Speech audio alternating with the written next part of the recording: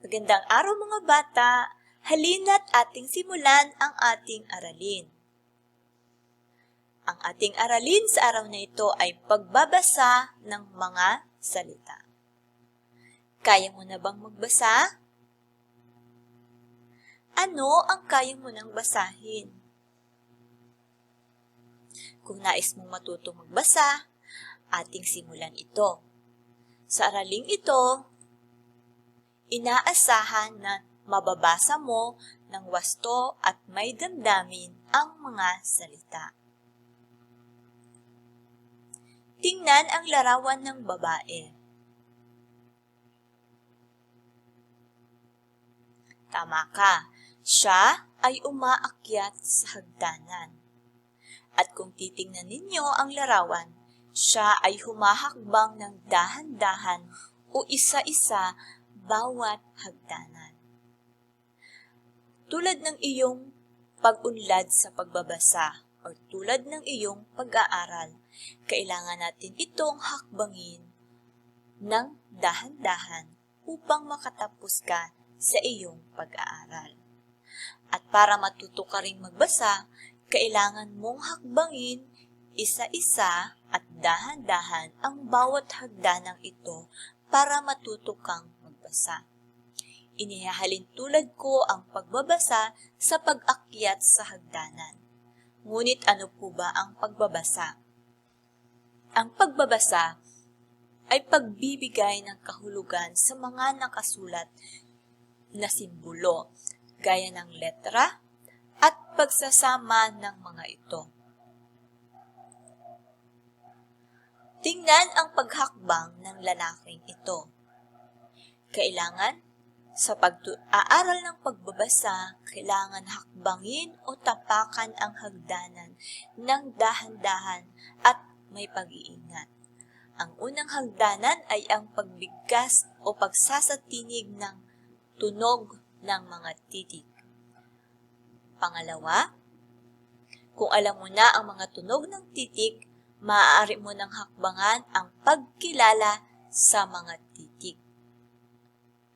Kung alam mo na ang dalawang hagdan ng pagbasa, maaari ko nang tumapak sa hagdanan ng pagsasama ng mga titik o tinatawag nating pantig. Kung kaya mo nang bumuo ng pantig, maaari mo nang hakbangan ang hagdanan ng pagsasama ng mga pantig o tinatawag nating salita. Kung kaya mo nang bumuo ng salita, pwede ka nang bumuo ng parirala. Ang parirala ay pagsasama ng mga salita. Dahil alam mo nang bumuo ng parirala o magbasa ng parirala, pwede na tayong magbasa ng pangungusap. Kung kaya mo namang magbasa na ng pangungusap, hakbangan na natin ang pagbabasa ng talata. At ang sumunod na hahakbangan ay ang pagbasa ng kwento. So kung titingnan ninyong mabuti, tayo'y nag-uumpisa sa paghakbang sa pinakamababa papunta sa pinakamataas na bahagi ng hagdanan. Uulitin ko po, ang una ay tunog ng titik, pagkilala ng titik, pagbuo ng pantig o pagbabasa ng pantig, pagbabasa ng salita, pagbasa ng parirala, pagbasa ng pangungusap, pagbasa ng talata at pagbasa ng kwento. Yan po ang iba't ibang hakbang patungo sa iyong pag-unlad sa iyong pagbabasa. Atin po itong isa-isahin. Una ay ang pagbigkas o pagsasatinig ng mga tunog ng titik. Alam mo ba kung ano ang mga tunog ng mga titik na ito? Ang dalawang linyang pahilis na ito ay nangangahulugang tunog. Atin ngang itunog ang mga sumusunod na titik. S, A, L, G,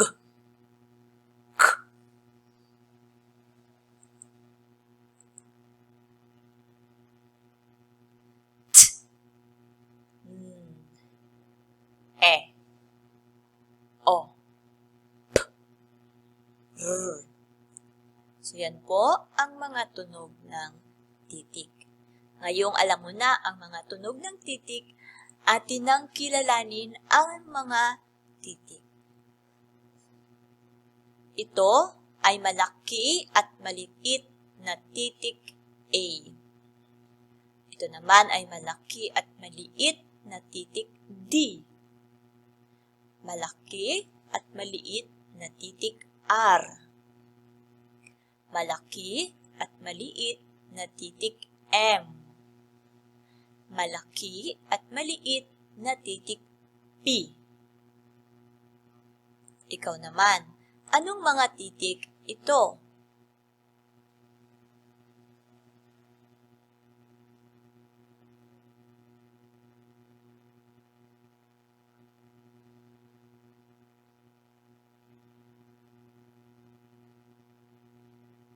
Mahusay! Dahil alam mo na at kilala mo na ang mga titik at mga tunog nito, tayo ngayon ay bumuo ng pantig. Pagsasamahin na natin ang mga titik o mga tunog ng titik. Gaya halimbawa nito, ang tunog na K, pag pinagsama sa tunog na A, ay magkakaroon ng pantig na K. Ang tunog na pag isinama sa tunog na A, ay magkakaroon ng pantig na La. Ang tunog ng G, pag isinama sa tunog na A, ay magkakaroon ng pantig na Ga. Ikaw naman, pwede mo bang itunog ang mga titik at buuin ng pantig?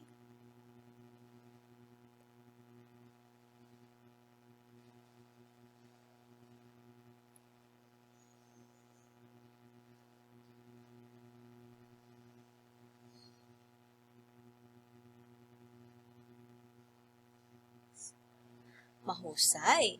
So, nasa pangatlong baitang na tayo ng ating hagdanan. Alam na natin ang pagbuo ng pantig. Pumunta tayo sa pang-apat na hakbang, ang pagsasama ng mga pantig. Or tayo ay bubuo na ng salita.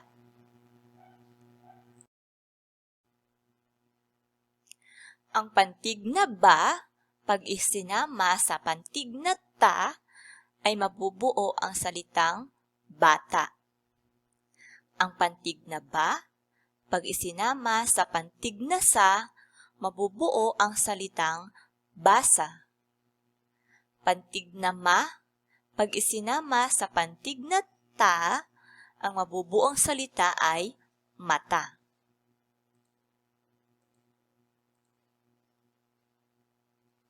Mabibigyan natin ng kahulugan or masasabing naunawaan ninyo ang bawat salita kung ito'y inyong mabibigyang kahulugan. Halimbawa, ang bata. So, masasabi ninyong ang bata ay isang tao.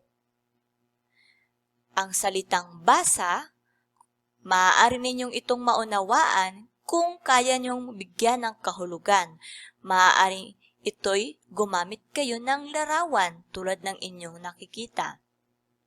At ang mata, masasabing naunawaan ninyo ang salitang mata kung nabibigyan ninyo ito ng kahulugan at maaaring gumamit kayo ng tunay na bagay. So tandaan, masasabing ang isang salita ay naunawaan ninyo kung ito ay inyong nabibigyan ng kahulugan. Maaaring ito'y sa pamamagitan ng pagbibigay ng isang salita na kasing kahulugan ng salitang ito. Maaaring gumamit kayo ng larawan, maaaring gumamit kayo ng guhit or tunay na bagay. Ngayong alam nyo na ang pantig, ang salita, ngayon naman ay pumunta tayo sa pagbuo o pagbasa ng parirala. Sumula sa ating salita kanina na bata, gagawin natin itong parirala. So, ang parirala ay pwedeng ang mga bata. Mari ka bang magbigay ng parirala tungkol sa mga nakasalarawang ito?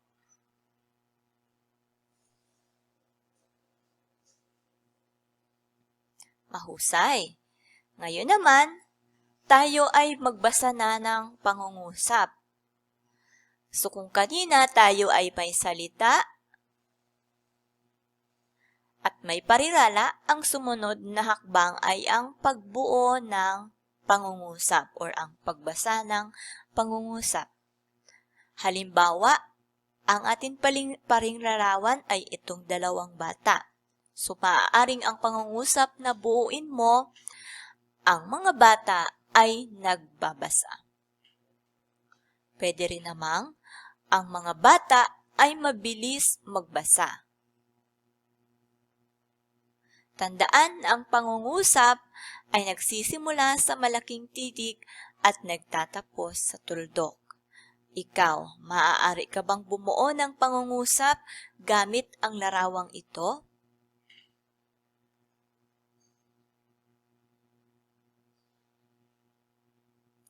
Mahusay! Ngayon naman ay tayo'y humakbang na sa pagbasa ng talata. Okay, gamit pa rin ang larawan, ito ang mabubuo nating talata. Ang mga bata ay nagbabasa. Binabasa nila ang pabula na kanilang aralin sa Filipino. Inunawa nilang mabuti ang pabula upang maikwentong muli sa mga kamag-aral. So yan po ang halimbawa ng talata. Ngayong alam mo nang magbasa ng talata, maaari ka nang magbasa ng kwento. Gamit pa rin ang ating larawan, tayo ay bubuo ng kwento. At ang kwentong nabuo ay ang magkamag-aral. Pansinin pong mabuti, paano kung babasahin ang ating kwento. Sina Ron at Mona ay magkamag-aral. Lagi silang magkasamang magbasa at gumawa ng takdang aralin. Paborito nilang basahin ang pabula dahil may mga aral na nakuha sa kwentong ito. Matapos nilang magbasa ng kwento, sinasagutan nila ang mga tanong tungkol sa binasang pabula. Ang magkamag-aral. Sina Ron at Mona ay magkamag-aral. Lagi silang magkasamang magbasa at gumagawa ng takdang aralin. Paborito nilang basahin ang pabula dahil may mga aral na nakukuha sa kwentong ito. Matapos nilang magbasa ng kwento, sinasagutan nila ang mga tanong tungkol sa binasang pabula. Ganyan po ang pagbabasa ng isang kwento. Kailangan po ito ay may tamang damdamin. Sundin ang bawat bantas na makikita sa binabasang kwento. Okay, atin pong ulitin ang mga hakbang paanong matututong magbasa. Una, pag-aralan ang tunog ng mga titik. Pangalawa, kilalanin ang mga titik. Pangatlo, bumuo ng pantig. Sunod, maaari ka nang gumawa ng salita or magsulat ng salita. Sumunod ay ang pagbabasa na ng parirala, pagbasa ng pangungusap, pagbasa ng talata, at maaari ka nang magbasa ng kwento. Isang paalala, tuwing magbabasa, tandaan na ito'y kailangan may tamang damdamin at inuunawa ang binasang kwento. Ngayon ay ating sagutan ang mga sumusunod. Piliin ang letra na angkop na salita na bubuo sa pangungusap. Tingnan ang larawan. Blank ang mga bata. Piliin kung ito ba ay A, B, C, or D. Very good. Ang tamang sagot ay naglalaro ang mga bata. Pangalawa, si nanay ay nagtitinda sa blank. A, B, C, or D.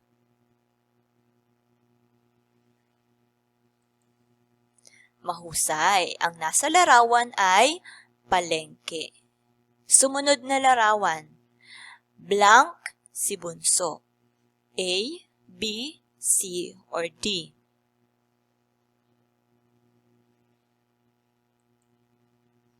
Magaling. Umiiyak si bunso. Pang-apat, si Roy ay blank tumakbo. A, B, C, or D?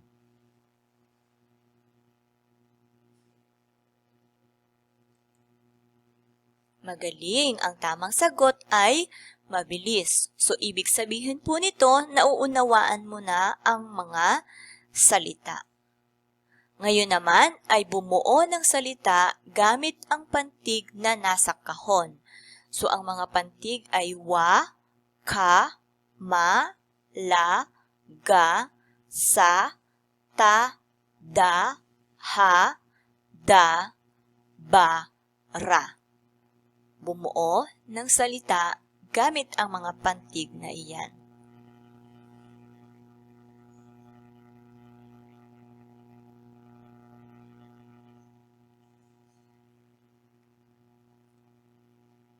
Mahusay, maaari ka pong gumamit ng drill board kung ikaw ay naka-online class at papel naman kung ikaw ay naka-modular class. Ngayon naman, piliin ang letra ng tamang grupo ng mga salita na may malapit na kaugnayan sa larawan. So, tingnan pong mabuti ang nasa larawan. Ang mga nasa titik A, B, C to D ay mga halimbawa ng salita. Ano kayang angkop na salita para sa larawang ito?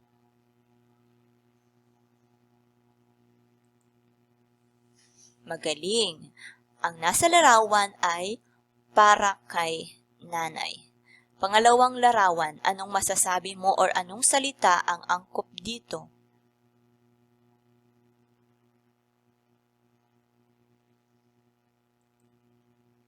Tama. Karga siya ni tatay.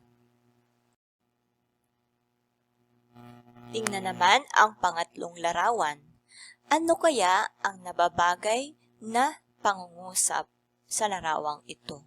Piliin sa A, B, C, and D.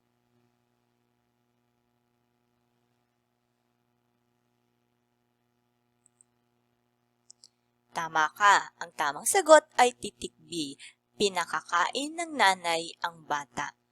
Pang-apat na larawan, tingnan mabuti.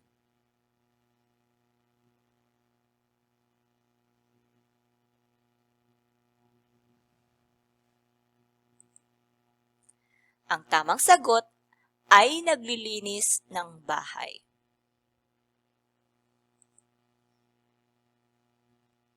Basahin ang tunog ng titik, pantig na nabuo at salita na nabuo.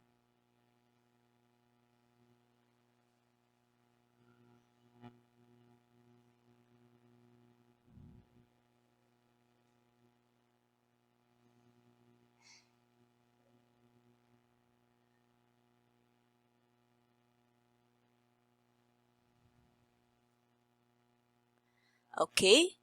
Atin itong isa-isahin. So, kanina sabi ko kapag merong palihis na linya, ibig sabihin yan ay tunog.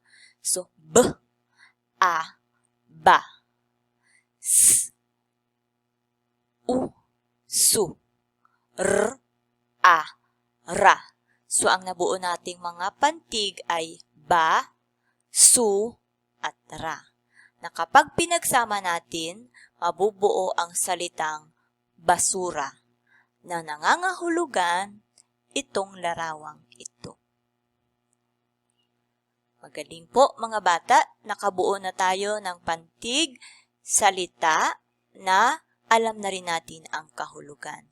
Ngayon naman, kayo po ay gumawa nito. Basahin ang tunog, ang titik, ang pantig at ang salitang nabuo.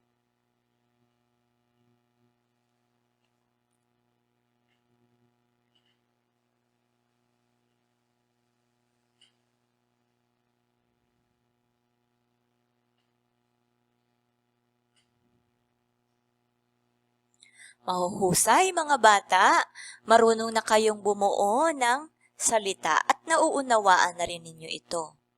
Tandaan, ang pagbabasa ay pagbigkas ng mga tunog at pag-unawa sa kahulugan ng salita. Tulad ng pag-akyat sa hagdan, ang pag-aaral sa pagbabasa ay kailangan dumaan sa bawat hakbang. Tulad rin ng pag-akyat sa hagdan, kailangan mong magtiyaga at magsumikap para matuto kang magbasa. Inyo pong basahin ang maikling kwento at sagutan ang mga tanong. Ang kwento ay pinamagatang Ang Magkakaibigan.